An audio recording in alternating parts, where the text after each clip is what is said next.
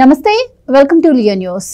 ఈ రోజు ముఖ్యమంత్రి చంద్రబాబు అధ్యక్షతన రాష్ట్ర మంత్రి మండలి సమావేశమైంది। అయితే ఈ సమావేశంలో 10 అంశాలతో కూడిన అజెండాను రూపొందించారు అంటున్నారు। ఇక చాలా పాలసీలు కూడా రూపొందించబోతున్నారు అంటున్నారు। ఇక ముఖ్యంగా రాష్ట్రంలో ఏవైతే ప్రధాన అంశంగా ప్రధాన ఇబ్బందులుగా ఉన్నాయో ఇటు రేషన్ బియ్యం అక్రమ రవాణా కావచ్చు, ఇటు సోలార్ పవర్ విద్యుత్ కొనుగోలు అంశం కావచ్చు, ఇవి కూడా కేబినెట్ భేటీలో చర్చకు వచ్చినట్టు తెలుస్తోంది। ఇక రేషన్ బియ్యం విషయంలో ఎలాంటి ముందస్తు చర్యలు తీసుకోవాలి, ఎలా దీన్ని అరికట్టాలన్నదే కాకుండా ఇక్కడ ఆదాని పవర్ కొనుగోళ్ల వ్యవహారంలో కూడా ఎలాంటి విధంగా చర్యలు తీసుకుంటే మరి ముందుకెళ్లగలుగుతాము అన్న విషయాలను కూడా చర్చించారు।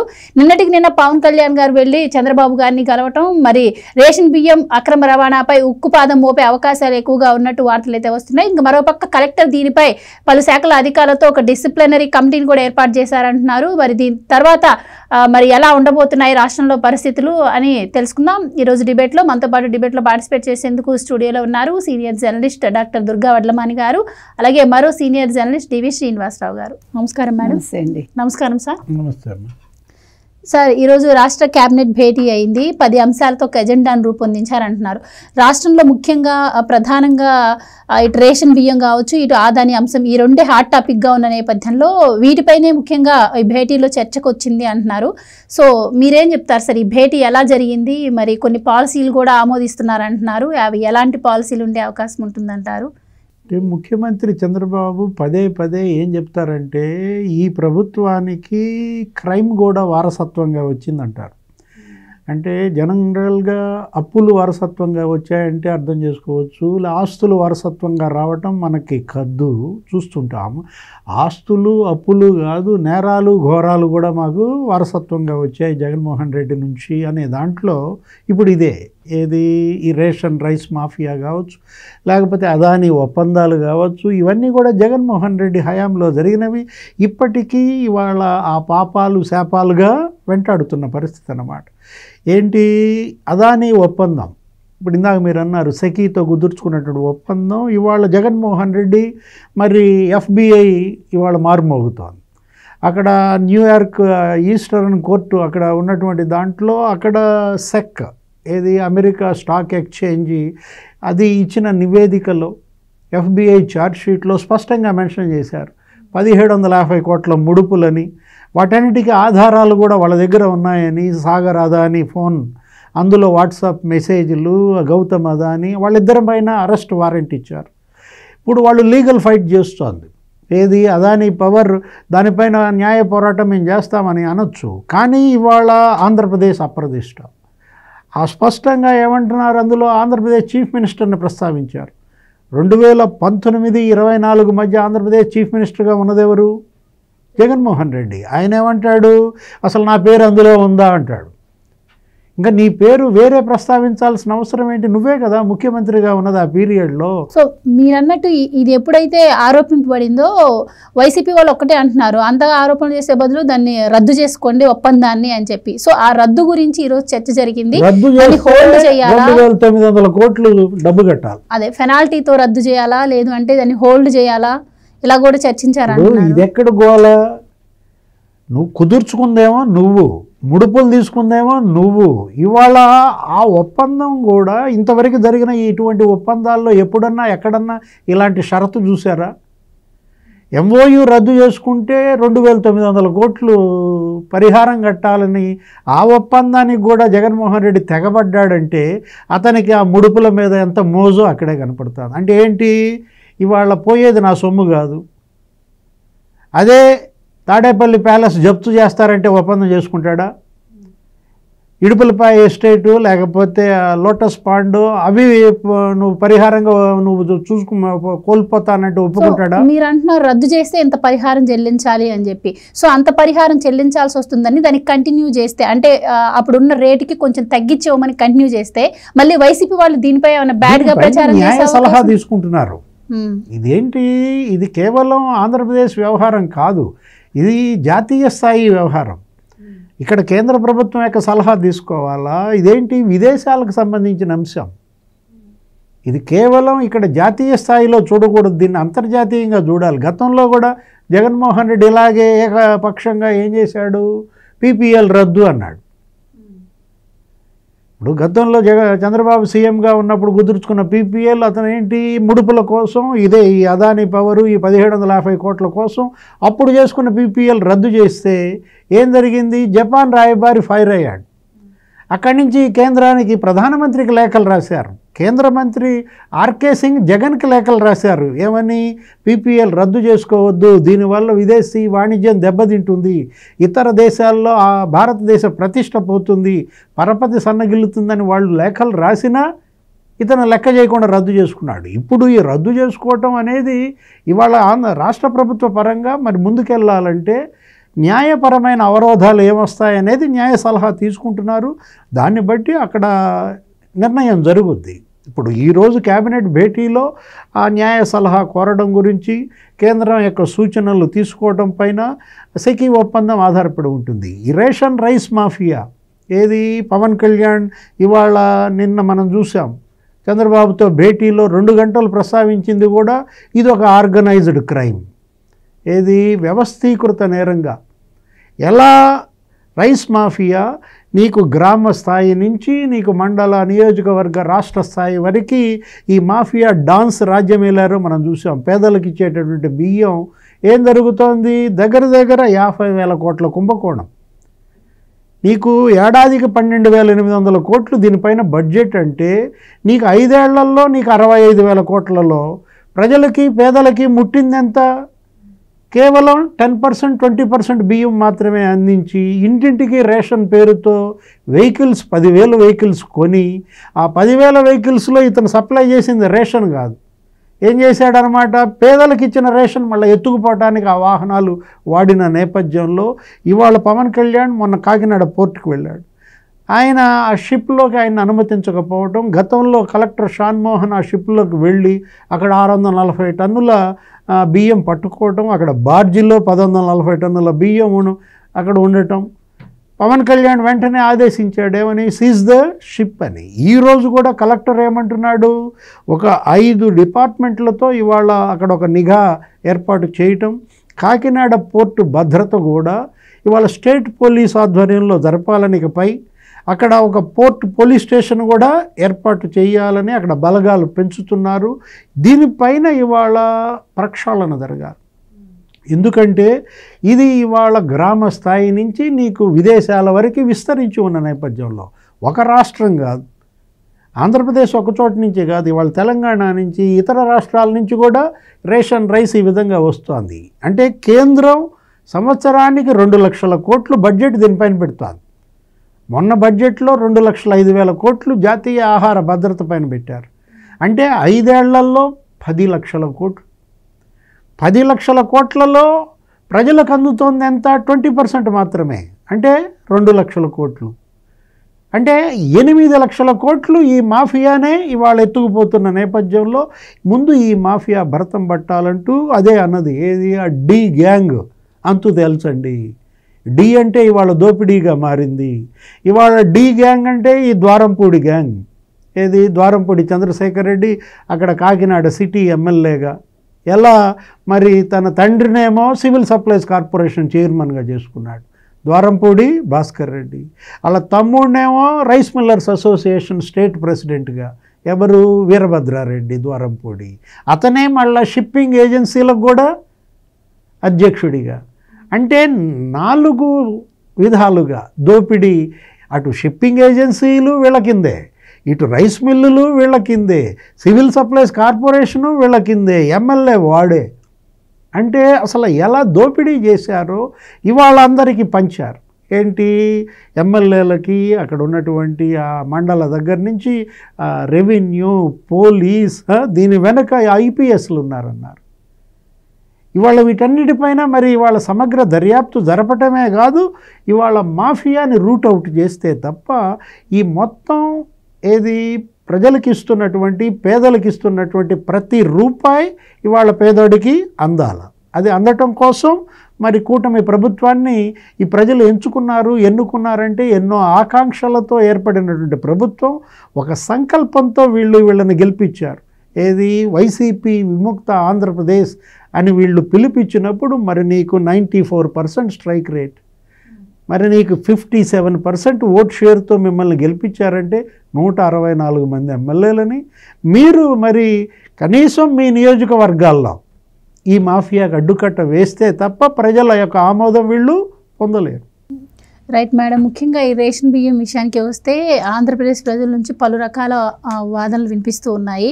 ఒకటి, బోర్డర్ల దగ్గర సెక్యూరిటీని పెంచండి, బోర్డర్ల దగ్గర చెక్ పోస్టులు పెట్టండి అని చెప్పి ఒకళ్ళు అంటుంటే, ఒకళ్ళేమో అసలు రేషన్ బియ్యంకు బదులు డబ్బులు ఇవ్వండి అంటున్నారు. మరికొందరు రేషన్ బియ్యమే మంచివి ఇవ్వండి అని కూడా చెప్పడం జరుగుతుంది. అండ్ ఈరోజు షాన్మోహన్ చెప్పినట్టు కలెక్టర్ గారు, నేను ఇంతకు ముందే ఈ బియ్యాన్ని పట్టుకున్నాను కానీ ఓనర్ దగ్గర నుంచి ఓనర్ దాన్ని మళ్ళీ విడిపించుకొని తీసుకొచ్చారు, ఇది అసలు ఎక్కడి నుంచి మొదలవుతుందో కనిపెడతాము అని చెప్పి ఆయన ఒక కమిటీని వేయడం కూడా జరిగింది. సో ఎలా ఉండబోతాయంటారు చర్యలు? అండ్ మీరేం చెప్తారు? అండ్ స్ట్రిక్ట్గా నిన్న చంద్రబాబు గారు కూడా డీజీపీతో మాట్లాడటం జరిగింది, దీనిపై కఠిన చర్యలు తీసుకోవాలని కూడా ఆయన ఆదేశించిన నేపథ్యంలో ఎలా ఉండబోతున్నాయంటారు పరిస్థితి? ఇప్పుడు ఇందాక సార్ చెప్పినట్టు వీళ్ళని ఎన్నుకున్నది ఈసారి ఈ మొత్తం ఈ జరిగిన ఈ మాఫియా మీద ఒక ఉక్కుపాదం మోపమని, ఈ తెలుగుదేశం కూటమిని మనం చూసాం. మొన్న పోర్టుకి వెళ్ళి ఆయన పవన్ కళ్యాణ్ గారు ఏం చేశారో ఏంటో, అంటే ఒక సినిమా పక్కీలో జరిగింది ఇదంతా కూడా, మామూలుగా జరగలేదు. మనం చూసాం. అంటే ఒక డిప్యూటీ సీఎంనే లోపలికి రానివ్వలేదు అంటే వ్యవస్థల్ని వాళ్ళు ఎలా మేనేజ్ చేశారు ఇన్ని రోజులు, ఇన్ని సంవత్సరాలు. అంటే వాళ్ళ మనుషులు వాళ్ళు మనం చూస్తాం చూడండి. ఇప్పుడు మాఫియా ఎలా ఉంటుందో సినిమాల్లో కూడా వాళ్ళకు ఒక టికెట్ ఇవ్వడం, ఒక హాఫ్ టికెట్ ఇవ్వడం, లేదు దానికి ఏదో కోడ్స్ ఉండడం, అంటే ఎంతలాగా వాళ్ళు దాన్ని వేళ్ళూనేలాగా చేశారు ఎక్కడికక్కడ. ఇప్పుడు మీరు అంటున్నారు దీన్ని ఏం చేస్తారు అని, ఇది ఒక్క రోజులో దీని మీద చర్యలు తీసుకోవటం ఇంపాసిబుల్ అండి. ఇది ఒక అంతర్జాతీయంగా ఈ మాఫియా అనేది జరుగుతున్నప్పుడు, ఇప్పుడు ఇందాక సార్ చెప్పినట్టు వివిధ రాష్ట్రాలతో వీళ్ళకి ఏ రకంగా వీళ్ళు పెట్టుకున్నారో సంబంధాలు మనకు తెలీదు. మీరు అన్నట్టుగా చెక్ పోస్టులు పెడితే సరిపోతుందా? ముందసలు ఇప్పుడు ఈ వ్యవస్థకు సంబంధించి ఏ డిపార్ట్మెంట్లు ఇందులో అనుబంధంగా ఉన్నాయి, అక్కడ అసలు ఎవరెవరు ఇప్పుడు ఇంకా కొమ్ము కాస్తున్నారు అంటే, ఇప్పుడు మన చంద్రబాబు నాయుడు గారు చెప్పినట్టు పోలీస్ వ్యవస్థలోనే ప్రక్షాళన కావాలి. ఇప్పుడు ఒక పోలీస్ వ్యవస్థలో మీరు ఎంతమందిని ప్రక్షాళన చేస్తారు, అలాగే ఈ అనుబంధ సంస్థల్లో ఎంతమందిని ప్రక్షాళన చేస్తారు. ఇప్పుడు మీరు ఒక నిర్ణయం తీసుకున్నప్పుడు దాన్ని అమలు చేసేలోపు ఆ వ్యక్తికి ఎట్లా చేరుతోంది ఈ విషయం? మిమ్మల్ని అరెస్ట్ చేయడానికి వస్తున్నారనో, మిమ్మల్ని విచారణకి తీసుకెళ్ళడానికి వస్తున్నారనో, లేదు మీ మీద చర్యలు తీసుకుంటారనో ఇమీడియట్గా అవతల వ్యక్తికి ఎలా తెలుస్తోంది? ఇవన్నీ కూడా ఎట్లా కంట్రోల్ చేస్తారు? వీటికి ఎటువంటి నిఘా వ్యవస్థ ఏర్పాటు చేస్తారు? ఇవన్నీ చాలా ముఖ్యమండి ఇప్పుడు. అంటే ఇవన్నీ కూడా ఒక్కొక్క శాఖతోటి అనుబంధంగా ఏ శాఖలు ఉన్నాయో అన్ని శాఖల మీద దృష్టి పెట్టాలి. ఇందాక సార్ చెప్పినట్టు అసలు ఈ ప్రభుత్వం ముందు ఎన్ని రకాల సవాళ్ళు ఉన్నాయంటే, అంటే వీళ్ళకి వారసత్వంగా ఇందాక వారు చెప్పినట్టుగా ఇప్పుడు ఎన్ని రకాలుగా వచ్చాయి. అప్పులు ఒకటే కాదు, అస్తవ్యస్తమైన రాష్ట్రం ఒకటే కాదు, అసలు ఎక్కడ దృష్టి పెట్టాలి, ఎక్కడి నుంచి మొదలు పెట్టాలి, ఒక అయోమయమైన వ్యవస్థ అన్నమాట ఇప్పుడున్నది. ఈ వ్యవస్థని వాళ్ళు ఒక్కొక్కటి సరి చేసుకుంటూ వెళ్ళటానికి చాలా సమయం పడుతుందండి. ఈ బియ్యం అక్రమ రవాణా ఏదైతే ఉందో దాని మీద చర్య తీసుకోవటానికి మనకి ఎంత టైం పడుతుందని మనం చెప్పలేము. కాకపోతే నిన్న 2 గంటల భేటీలో ఖచ్చితంగా దీని మీద ఆయన వివరంగా చంద్రబాబు నాయుడు గారికి చెప్పుంటారు, బాబు గారు కూడా దాని మీద దృష్టి పెట్టుంటారు.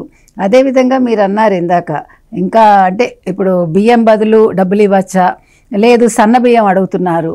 కొన్ని చోట్ల ఆ ప్రయోగం కూడా మొదలుపెట్టినట్టున్నారు కదా. కొన్ని రాష్ట్రాల్లో కొద్దిగా సన్న బియ్యం కూడా మంచి బియ్యం ఇస్తున్నారు, ఇవ్వడం. కానీ అది ఎంతవరకు ఇస్తారు? ఇప్పుడు ఈ దొడ్డు బియ్యం ఇవ్వటం వల్ల వీళ్ళు ఎలాగో అమ్మేసుకుంటున్నారు చాలామంది. సో మీరు అన్నట్టుగా క్యాష్ ఇవ్వటం వల్ల ఎంతవరకు ప్రయోజనం ఉంటుంది? మళ్ళీ అక్కడ అసలు డబ్బు ఇవ్వచ్చా ఫస్ట్? అది మళ్ళీ దేని కిందకు వస్తుంది అంటే, ఒక పథకం అమలు చేసేటప్పుడు ఆ ప్రోస్ అండ్ కాన్స్ ఆలోచించేటప్పుడు క్యాష్ ఇవ్వచ్చా ఇవ్వకూడదా, అది కూడా అంటే దానికి ఎవరితో చర్చించాలి, దానికి కూడా న్యాయ నిపుణులతో చర్చించాలా మనకు తెలియదు. సో ఇవన్నీ కూడా అంటే కొంచెం కాంప్లికేటెడ్ ఇష్యూగానే ఉంది ఈరోజు.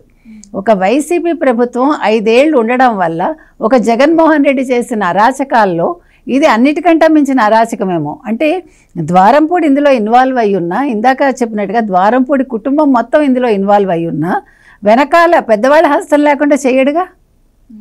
ఇంత ధైర్యంగా వేరే దేశాలతో ఆయన విదేశాలతో ఎగుమతులు చేసుకుని, లేకపోతే ఇట్లా దొంగ కంటైనర్లు పంపించుకుని, అంటే ఒక నౌకాయాన దాన్ని కూడా ఆయన మేనేజ్ చేయగలిగాడు అంటే, ఒక షిప్ను ఆయన పంపించుకోగలుగుతున్నాడంటే, అంటే ఎన్ని వ్యవస్థల్ని ద్వారం పూడి మేనేజ్ చేస్తుంటాడు.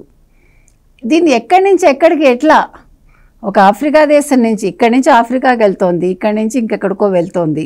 సో ఈ రూట్స్ అన్నీ పట్టుకుని మొత్తం అసలు ఎవరెవరు ఇన్వాల్వ్ అయి ఉన్నారో తెలుసుకోవటానికి ఇప్పుడు ఫోన్స్ ఏ రకంగా ట్యాప్ చేయాలి, వీళ్ళు అసలు ఏ రకంగా వీళ్ళ కమ్యూనికేషన్ ఉంటుంది అంటే, కమ్యూనికేషన్ ఇక్కడ చాలా ముఖ్యం అన్నమాట.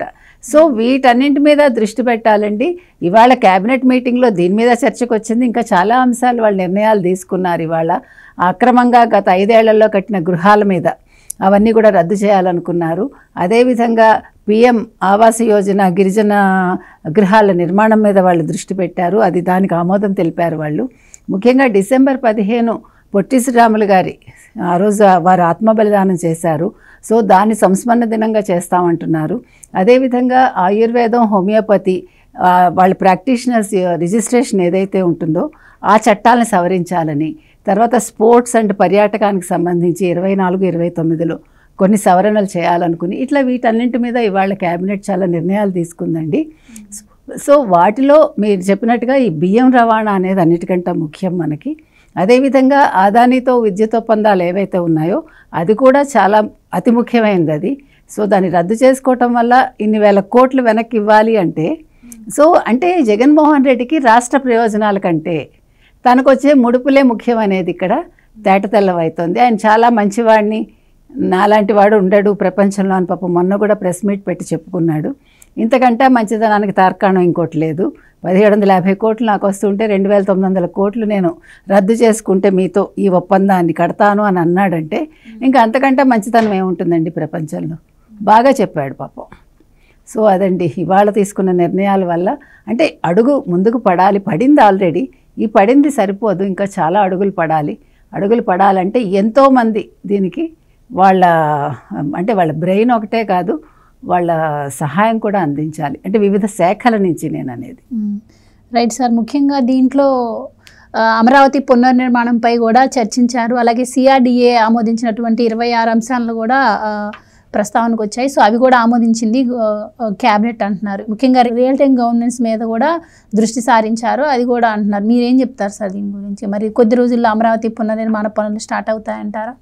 ఇప్పుడు అక్కడ దగ్గర 11,427 కోట్లతో అక్కడ రోడ్ల నిర్మాణము, మనం ఏంటి దగ్గర 16 రోడ్లు ఇవాళ తూర్పు నుంచి అటు పడమర వైపు వాటన్నిటినీ కూడా నీకు హైవేని కలుపుతూ వాటికి ఇస్తున్నటువంటి దాంట్లో అటు అమరావతి ఇవాళకి అది పూర్తిగా 2.0 ఏది దగ్గర 15,000 కోట్లు కేంద్రం ఇచ్చిన నేపథ్యంలో అమరావతికి ప్రపంచ బ్యాంకు మరి కేంద్రమే గ్యారంటీ ఉండి నీకు లోన్ ఇప్పించింది. ఇప్పుడు మరి అక్కడ పనులు కూడా వేగవంతం అవుతున్నటువంటి నేపథ్యంలో నీకు కట్టుబడి బిగినైపోయింది. ఏది ఇవాళ కన్స్ట్రక్షన్ కనుక బిగిన్ అయితే ఏం జరుగుతుంది? ఉపాధి ఏర్పడుతుంది. పేదలకి ఇవాళ అక్కడ తాపి వాళ్ళు, భవన నిర్మాణ కార్మికులు అందరికీ కూడా ఇవాళ చక్కగా అక్కడ ఉపాధి ఏర్పడుతుంది. అక్కడ ఇది ప్రజలు కోరుకునేది. ఏది ఇవాళ అభివృద్ధిని మీరు కనుక కంటిన్యూ చేస్తే రోడ్ల నిర్మాణం, పేదల ఇళ్ల నిర్మాణం, ప్రాజెక్టుల నిర్మాణం, దాని ద్వారా ఏం జరుగుద్ది? లక్షల మందికి ఉపాధి కలుగుతుంది. అదొక సైకిల్. ఏది ఆ వచ్చినటువంటి ఆ కూలీ డబ్బులతో, ఆ జీతాలతో వాళ్ళు కొనుగోలు చేసుకుంటారు. అది సంపద చక్రం అన్నమాట. దాన్ని జగన్మోహన్ రెడ్డి విచ్ఛిన్నం చేశాడు. ఈరోజు క్యాబినెట్ భేటీలో కూడా ఈ రైస్ మాఫియా గురించి వచ్చినప్పుడు కూడా చంద్రబాబు ముఖ్యమంత్రిగా శాండ్ మాఫియా ఇప్పటికే కంట్రోల్ చేశాం, లిక్కర్ మాఫియాను కూడా కంట్రోల్ చేశాం అంటూ ఈరోజు శాండ్ ల్యాండే కాదు ఇక రేషన్ రైస్ మాఫియా పైన కూడా ఇవాళ కఠిన చర్యలు తీసుకోవాలని నిన్న DGPని కూడా ఆదేశించానంటూ అటు రెవెన్యూ, ఇటు పోలీస్, అటు కస్టమ్స్, సివిల్ సప్లైస్ ఇవాళ ఆ శాఖలన్నిటితో కలెక్టర్ షాన్మోహన్ కూడా అన్నాడు ఏంటి, ఒక కమిటీ ఏర్పాటు చేశాం పోర్ట్ అథారిటీలతో కూడా. అక్కడికి అసలు ఆ షిప్ స్టెల్లాలోకి రేషన్ బియ్యం ఎలా వెళ్ళాయి అని దర్యాప్తు కూడా మేము ప్రారంభించామంటున్న నేపథ్యంలో ఈరోజు ఇవాళ ఏంటి అన్నా క్యాంటీన్లు ఓపెన్ చేశారు. నీకు 199 అన్నా క్యాంటీన్లలో ఇవాళ పేదోడికి 15 రూపాయలకే చక్కగా ఆహారం 3 పూటల. ఏది అల్పాహారం 5 రూపాయలు, లంచ్ 5 రూపాయలు, డిన్నర్ 5 రూపాయలకి ఇవాళ అన్నా క్యాంటీన్లు తెరవటం. మీరు ఎంతో మేలు చేశారు. ఏది ఈ రేషన్ మాఫియాను కనుక అడ్డుకట్ట వేస్తే ఇవాళ పేదలకు ఇచ్చేటటువంటి ఆ డబ్బు ఎంత? 43 రూపాయలు కిలో. 43 రూపాయలకి నీకు రైసు ప్రభుత్వం కొని ఇస్తుంటే పేదవాడికి అందులో ఎంత అందుతోంది?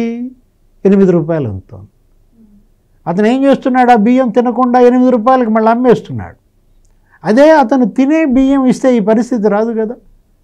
ఇప్పుడు అదే సన్న బియ్యమే ఇచ్చినట్లయితే, రైతులతో వీళ్ళు సన్న బియ్యమే కనుక పండించమని ఆదేశించినట్లయితే, అవి కొంటామని ప్రభుత్వం హామీ ఇస్తే రైతులు అవే పండిస్తారు, పేదలకు అవే పంపిణీ చెయ్యొచ్చు. ఇప్పుడు ఈ మాఫియాకి ఇంకా అక్కడ అడ్డుకట్టబడుతుంది. ఇది క్యాష్ ఇవ్వటానికి వీల్లేదు ఇక్కడ. ఇదేంటి? ఇది ఆహార భద్రతా చట్టం కింద అమలవుతున్న స్కీమ్ కాబట్టి దీనిలో క్యాష్ ట్రాన్స్ఫర్ స్కీమ్ పెట్టడానికి మరి కేంద్రం ఆమోదించే అవకాశాలు లేని నేపథ్యంలో ఇచ్చే బియ్యం తినగలిగిన బియ్యం ఇవ్వండి, ఇది ప్రజలు అడుగుతోంది. ఇప్పుడు 43 రూపాయల్లో 8 రూపాయలకే అతనికి ప్రయోజనం అంటే 35 రూపాయలు వీళ్ళు మింగేస్తున్నారు. ఎవరు? మాఫియా. అక్కడే పోతుంది అన్నమాట డబ్బంతా. వాళ్ళు ఏం చేస్తున్నారు? దాన్ని కిలో 80 రూపాయలకి పశ్చిమ ఆఫ్రికాకి అమ్మేస్తున్నారు. ఇప్పుడు ఇవాళ రకరకాల వ్యాఖ్యానాలు. ఎవరు? బొత్స సత్యనారాయణ, లేకపోతే పేర్ని నాని, లేకపోతే అంబటి రాంబాబు, ఏదో గబ్బర్ సింగ్ 3.0 అంటారు, లేకపోతే అక్కడ ఏదో సినిమా చేశాడు పవన్ కళ్యాణ్ అంటున్నాడు. ఇవాళ పవన్ కళ్యాణ్ ఆవేశం, చంద్రబాబు ఆలోచన, ఇది కూటమి ప్రభుత్వం. ప్రజలు కోరుకున్నది ఆ హిట్ పెయిర్ని. ఎందుకని? ఆయన విజన్ కావాలి, ఇతని ఆగ్రహం కావాలి. ఎవరు? పవన్ కళ్యాణ్. వాళ్ళ అవినీతి పైన మనం చూసాం. తిరుమలలో లడ్డు నెయ్యి కల్తీ పైన మరి అతను ఫైర్ అయ్యాడు. అతను అసలు దీక్ష తీసుకున్నాడు. ఏంటి? సనాతన దీక్ష అని చెప్పి 11 రోజులు ప్రాయశ్చిత్త దీక్ష అని చెప్పి ఆ రోజు పోయి అక్కడ ఫైర్ అయ్యాడు. అక్కడ మీటింగ్ పెట్టి ఏమన్నాడు? దానికి కూడా వీళ్ళు ఏదో ఎగతాళి చేస్తారు. భూమన కరుణాకర్ రెడ్డి ఏదో పవనానంద స్వామి వచ్చాడనో ఇట్లా. ఆ రోజు ఏమన్నాడు? సెక్యులరిజం అనేది 2 వే అన్నాడు. నేను సనాతన హిందువుని, నేను మీ మతాలను గౌరవిస్తాను, మీరు నా మతాన్ని గౌరవించండి, మర్యాద ఇవ్వండి, మర్యాద పుచ్చుకోండి, అది సెక్యులరిజం అని పవన్ కళ్యాణ్ సనాతన ధర్మం గురించి చెబుతుంటే వీళ్ళకెందుకు అంత ఏడుపు? అది ఇవాళ అదొక్కటే కాదు. ఏంటి? ఆ తర్వాత సోషల్ సైకోల భరతం పట్టాడు. పవన్ కళ్యాణ్ బిడ్డలపైన పోస్టులు పెడుతున్నారని మరి హోమ్ మినిస్టర్ అనిత దగ్గర బాధపడ్డాడు, సీరియస్ అయ్యాడు. జరిగిన పరిణామం ఏమైంది? ఇవాళ సోషల్ సైకోల భరతం పడుతున్నారు. ఎక్కడున్నాడు ఆర్జీవి? ఇవాళ ఎక్కడున్నాడు ఆ బోరగడ్డ అనిల్, ఆ శ్రీరెడ్డి, ఆ పోసాని కృష్ణమురళి, వర్ర రవీంద్రరెడ్డి? వీళ్ళంతా కూడా ఇవాళ ఏంటి ఇప్పుడు పెడతారా? ఇప్పుడు ఎవరన్నా సోషల్ మీడియాలో ఆ విధమైనటువంటి మార్ఫింగ్ ఫోటోలతో, అసభ్య వ్యాఖ్యలతో ఇవాళ పోస్టు పెట్టే సాహసం చేయగలరా? ఎందుకంటే కోర్టులే కన్నెర్ర చేస్తున్నాయి. ఇవాళ హైకోర్టు సీరియస్ అవ్వటమే కాదు, సుప్రీంకోర్టే నీకు కన్నెర్ర చేసిన నేపథ్యంలో నిన్న కూడా జస్టిస్ సూర్యకాంత్ ఏమన్నాడు? మహిళల పట్ల అసభ్యంగా మార్ఫింగ్ ఫోటోలతో పెడితే కఠినంగా వ్యవహరించమంటున్నాడు. ఈ కాలకేయుల అంతం చూడమంటున్న నేపథ్యంలో ఈరోజు ఏంటి? దేని మీద పడ్డాడు పవన్ కళ్యాణ్? రైస్ మాఫియా మీద పడ్డాడు. ఇవాళ రైస్ మాఫియా ఇవాళ భరతం పడుతున్నటువంటి పరిస్థితుల్లో ఆ సైకిల్ బ్రేక్ చేయాలి. ఆ సైకిల్ని కనుక బ్రేక్ చేయగలిగితే ఇవాళ గ్రామంలో ప్రతి పేదవాడికి ఆహారం లభిస్తుంది. ఇవాళ చక్కగా పేదలు ఆనందంగా ఉంటారు. అందుకోసం మిమ్మల్ని గెలిపించారు. ఒక సంకల్పంతో ఈ ప్రభుత్వాన్ని పేదలు తెచ్చుకున్నందుకు ఆ పేదల సంకల్పం నెరవేర్చాల్సిన బాధ్యత చంద్రబాబు ముఖ్యమంత్రిగా, డిప్యూటీ సీఎం పవన్ కళ్యాణ్ పైన ఉంది. సో ఇప్పుడు రేషన్ బియ్యం విషయానికి వస్తే దీని గురించి పవన్ కళ్యాణ్ గారు ఎప్పుడైతే ఆ షిప్ని సీజ్ చేయండి అని చెప్పారో అప్పటి నుంచి కూడా వైసీపీ తరపు నుంచి కొన్ని రకమైన కమెంట్స్ అయితే వినిపిస్తున్నాయి. ఒక్కొక్కరు ఒక్కో రకంగా స్పందిస్తున్నారు. సో వాళ్ళకి తెలియకుండానే ఇదంతా జరిగిందంటారా? రేపు దీనిపైన ఎంక్వైరీ జరగాల్సిన అవసరం ఉందంటారా? సో వాళ్ళు చేసే కమెంట్స్కి మీరు ఏ విధంగా చూస్తారు? మీరు ఏమండి, వాళ్ళు కమెంట్ చేయకపోతే మనం ఆశ్చర్యపోవాలి. తప్పు చేసిన వాడు ఎప్పుడూ కూడా ఎదురుదాడికి దిగుతాడు. తప్పు చేయని వాడు ఓపెన్గా వచ్చి నేను తప్పు చేయలేదు అని ఖచ్చితంగా చెప్తాడు. వీళ్ళు తప్పు చేశారు కాబట్టి ఇప్పుడు మీరు వర్మ కేసే తీసుకోండి, ఏమయ్యాడు? ఇవాళ బయటకు వచ్చి మాట్లాడుతున్నాడు ఎప్పుడు బెయిల్ వచ్చాక, అవునా? ముందస్తు బెయిల్కి వెళ్ళి బెయిల్ వచ్చాక ఇవాళ ప్రెస్ మీట్ పెట్టాడు. నిన్నటి వరకు ప్రెస్ మీట్ పెట్టగలిగాడు ఎక్కడికైనా వచ్చి? దాంకున్నాడు. తనకి కావాల్సిన వైసీపీ ఛానల్స్ 2 ఛానల్స్కి ఇంటర్వ్యూలు ఇచ్చుకున్నాడు. నేను భయపట్టలేదు, నేను పిరికివాడిని కాదు అని చెప్పుకుంటూనే పిరికివాడిగా వ్యవహరించాడు. కాబట్టి ఇవాళ వీళ్ళు ఎవరైతే వైసీపీ వాళ్ళు ఇవాళ ఈ బియ్యం అక్రమ రవాణా కావచ్చు, మాఫియా కావచ్చు, దీని మీద వాళ్ళు స్పందించాల్సిన వీళ్ళు కాదండి, జగన్మోహన్ రెడ్డి కూడా స్పందించాలి. ముఖ్యంగా జగన్మోహన్ రెడ్డి ద్వారంపూడి చేయలేదని చెప్పమానండి. ఇప్పుడు అతనే వచ్చి అన్నింటికి ముందు చెప్తూ ఉంటాడు కదా, ఆయన వచ్చి చెప్పమానండి. ఇవాళ ద్వారంపూడి తప్పు చేయలేదని చెప్పమానండి. వీళ్ళందరి మీద చర్యలు తీసుకోవాల్సిన అవసరం ఎంతైనా ఉందండి. ఫస్ట్ ఒకళ్ళు అరెస్ట్ అయితే కలుగులోని చిలకల్లా మిగతా వాళ్ళు బిలబిల వస్తారు మనకి. ఇప్పుడు అసలు అరెస్ట్ అనేది జరగాలండి. ఇప్పుడు మొన్న సోషల్ మీడియా మీద ఎట్లా అయితే వీళ్ళు చర్యలు తీసుకున్నారో, ఎప్పుడు కూడా ఒకళ్ళిద్దరి మీద వేటు పడితేనే అసలు వాళ్ళు బయటకు వస్తారు. కాబట్టి ఈ అరెస్టుల పర్వం ఇక్కడితో ఆగటానికి లేదు. ఎట్ ద సేమ్ టైం ప్రతి ఒక్కళ్ళ మీద చర్యలు తీసుకుని తీరాలి.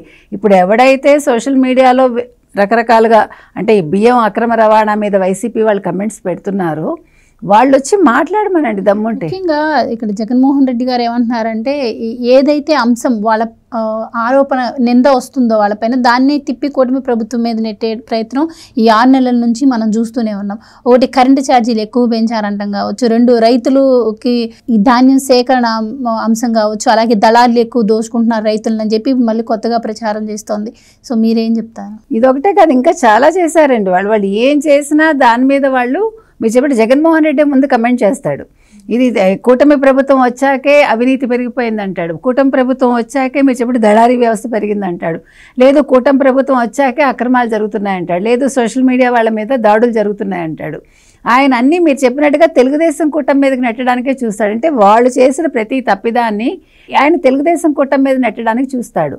ఎప్పుడూ కూడా ఆయన తన నుంచి అంటే తను చేసిన తప్పుల్ని ఎదుటి వాళ్ళ మీద రుద్దడం అనేది మొదటి నుంచి ఆయనకు అలవాటు. సో ఇప్పుడు కూడా అదే చేస్తున్నాడు. వైసీపీ వాళ్ళు కూడా అదే చేస్తున్నారు. వైసీపీ వాళ్ళు ఫస్ట్ చేసేదే ఎదురుదాడి. కాబట్టి మీరు వైసీపీ వాళ్ళు చేసిన కమెంట్స్ గురించి కాకుండా ఇప్పుడు ప్రభుత్వం చేయాల్సిన పని ఏంటంటే వైసీపీలో ఇప్పుడు అసలు ఈ రకంగా ఎవడైతే మాట్లాడుతున్నాడో వీళ్ళ మీద ఎలాంటి చర్యలు తీసుకోవాలి, వీళ్ళలో అసలు ఎవరెవరు ఏం తప్పు చేశారు వాళ్ళందరినీ ఒక్కసారి సెల్లులో వేసేయాలండి. ఆ జైల్లో వేస్తేనే కొద్దో గొప్ప బుద్ధి వస్తుంది. వాళ్ళ వర్మ అనేవాడు జైలుకి వెళ్ళటం కోసం కదా భయపడ్డాడు. పోసాన్ అనేవాడు భయపడి క్షమాపణ చెప్పాడు కదా. శ్రీరెడ్డి ఏం చేసింది, జైలుకి వెళ్ళటం కోసం భయపడి నేను కాళ్ళు పట్టుకుంటానంది. కాబట్టి వీళ్ళందరూ కూడా జైలు అనేసరికి భయపడి వాళ్ళు అసలు ముసుగులన్నీ కూడా బయటకు వస్తున్నాయి.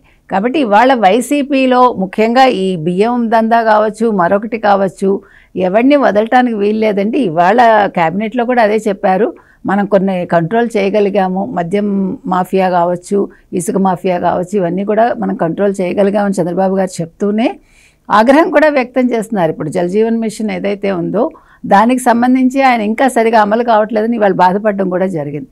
కాబట్టి ఇవన్నీ కూడా అంటే ఇప్పుడు ఈ చర్చకు వచ్చిన అంశాలన్నీ నిన్న పవన్ కళ్యాణ్ గారు ప్రత్యేకంగా భేటీ అయినా ఇవాళ క్యాబినెట్లో వచ్చిన అంశాలైనా ప్రతి ఒక్కదాని మీద ఎలాగ చర్యలు ఉంటాయి. కానీ ముఖ్యంగా మీరు అన్నట్టు ఈ బియ్యం అక్రమ రవాణాకు సంబంధించి ఈ ద్వారంపూడికి సంబంధించిన వాళ్ళ డి గ్యాంగ్ అన్నారు సార్ ఇందాక, ఈ జే గ్యాంగ్ కావచ్చు, డి గ్యాంగ్ కావచ్చు, వీళ్ళందరి మీద కూడా ముందు వేటు పడాలండి. ఎప్పుడైతే ఒక అరెస్ట్ జరుగుతుందో అప్పుడు నిజాలు కొద్దిగా బయటకు వస్తాయి. Right sir. ఈ వైఎస్ఆర్సీపీ పార్టీ అధికారం కోల్పోయిన తర్వాత కూడా అంటే ఆ రాష్ట్రంలో ఏదైతే అభివృద్ధి జరుగుతుందో దానికన్నా కూడా వైసీపీ చేసినటువంటి ఈ కుంభకోణాలే ఎక్కువ కమ్మేస్తున్న పరిస్థితి. అంటే అభివృద్ధిని కూడా దాటి ముందుకెళ్తున్న పరిస్థితి. ఇప్పుడు క్యాబినెట్ భేటీ పెట్టారు అంటే దాంట్లో మనం ఎలాంటి పాలసీలు తీసుకురావాలి, రాష్ట్రాన్ని ఏ విధంగా అభివృద్ధి చేయాలి దానికి అనే కంటే కూడా ఇప్పుడు ప్రధానంగా ఏవేవైతే కుంభకోణాలు జరిగాయి వాటిపైన ఎక్కువ మాట్లాడాల్సిన పరిస్థితి వస్తుంది. మంత్రులు కావచ్చు వీళ్ళందరూ కూడా. అండ్ మనం చూసాము మొదట మద్యం కావచ్చు, ఆ తర్వాత మైనింగ్, తర్వాత ఇవి చూసాము మొన్న సోషల్ మీడియా సైకోలు, ఇప్పుడు ఇది చూస్తే రేషన్ బియ్యం. సో మీరేం చెప్తారు సార్? అంటే ఈ ప్రభుత్వం పైన అనేక ఆకాంక్షలు ఉన్నాయి. అందుకే ఏది అభివృద్ధి చేయాలి, అవినీతికి అడ్డుకట్ట పడాలి, అరాచక శక్తుల పీచం అణచాలి. ఏది ఇవాళ ముప్పేట దాడి, ఏది ఇప్పుడు మన శాండ్ మాఫియా, లేకపోతే ఈ వైన్ మాఫియా, ఈరోజు కూడా ఈ ల్యాండ్ మాఫియా, ఏది నిన్న మీటింగ్లో కానీ ఇవాళ క్యాబినెట్లో కానీ దానిపైనే చర్చ. నీకు ల్యాండ్ మాఫియా ఎలా నీకు ప్రతి గ్రామంలో భూములు కబ్జా చేశారో, ఇళ్ళు ఆక్రమించారో 5 ఏళ్లలో ఫిర్యాదులు వెల్లువ. నీకు 1,75,000 ఫిర్యాదులు అంటే అందుట్లో సగం ఫిర్యాదులు రెవెన్యూ అంటే ఈ భూములకు సంబంధించి వచ్చినాయి. అంటే అదే ఆ ల్యాండ్ టైటిలింగ్ యాక్ట్ రద్దు చేశారు. ఇవాళ జగన్మోహన్ రెడ్డి ఫోటో పాస్ పుస్తకాల మీద, సర్వేరాళ్ల మీద ఎత్తేశారు. కబ్జా చేసిన భూమి ఇవాళ బాధితుడికి అందజేయాలి. ఆ బాధ్యత వీళ్ళపైన. ఏది ఎవరైతే కబ్జాకి చేశారో వాళ్ళని శిక్షించాలి. ఇప్పుడు నీకు దుష్ట శిక్షణ జరగాలి, శిష్ట రక్షణ చేయాలి. 2 ప్యారలల్గా తీసుకువెళ్లాల్సినటువంటి బాధ్యత ఇవాళ చంద్రబాబు పైన, పవన్ కళ్యాణ్ పైన ఉందన్నమాట. ఇప్పుడు దోపిడీ గ్యాంగులన్నిటిపైన భరతం పట్టాలి. మద్యం దోపిడీ, ఇసుక దోపిడీ, లేకపోతే ఈ బియ్యం దోపిడీ, అనేక రకాల గ్యాంగులు. ఏది డి గ్యాంగ్ అన్నావు నువ్వు, డి గ్యాంగు, జే గ్యాంగు, పి గ్యాంగ్, ఏందది ఆ పెద్దిరెడ్డి గ్యాంగ్ అనమాట. అసలు గ్యాంగ్ ఎన్ని గ్యాంగులు మనకు తెలిసినంతవరకు అసలు జగన్మోహన్ రెడ్డి అసలు పెద్ద గ్యాంగ్స్టర్. ఎందుకని ఇవాళ ఏదో చెడ్డీ గ్యాంగ్ అనో, లేకపోతే ఇంకా ఏదో గంజాయి బ్యాచ్ అనో, బ్లేడ్ బ్యాచ్ అనో ఆ పేర్లు విన్నాం. కానీ అసలు ఈ డి గ్యాంగ్ ఏంటి, జే గ్యాంగ్ ఏంటి, పి గ్యాంగ్ ఏంటి, మొత్తం మాఫియాల భరతం పట్టాలన్నమాట. అది మరి ఇవాళ పోలీసు కానీ, అటు రెవెన్యూ వ్యవస్థ కానీ, లేకపోతే సివిల్ సప్లైస్, అన్ని రకాల శాఖలు ఈ ప్రభుత్వానికి సహకారం ఇవ్వాలి. సమర్థుడైనటువంటి నాయకుడు ఉన్నాడు, ఒక ఆవేశపరుడైనటువంటి వ్యక్తి వాళ్ళ ఉప ముఖ్యమంత్రిగా ఉన్నాడు. ఇద్దరూ బాధ్యతలు తీసుకున్నారు. నువ్వు అభివృద్ధి చేయి, నేను ఈ అరాచకాలంతూ తేలుస్తా అంటూ వాళ్ళ పవన్ కళ్యాణ్ వాళ్ళ పిడుగులాగా పడుతున్నాడు అన్నిటిపైన. అంటే ప్రజలు కోరుకున్నది అదే, వీళ్ళని అధికారంలోకి తెచ్చింది. అందుకే తెలుగుదేశం పార్టీని ఒకదాన్నే కాదు గెలిపించింది. ప్రజలు ఎవరిని గెలిపించారు? జనసేనని గెలిపించారు, బీజేపీని గెలిపించారు. మీరంతా ఏదో త్రిమూర్తులని, ఇవాళ ఆ త్రిమూర్తులే మరి నరకాసురుడినో లేకపోతే ఈ రాక్షసులనో అంతం చేయమని అడిగిన దాంట్లో మెయిన్ అజెండా ఈ రాక్షసాంతం.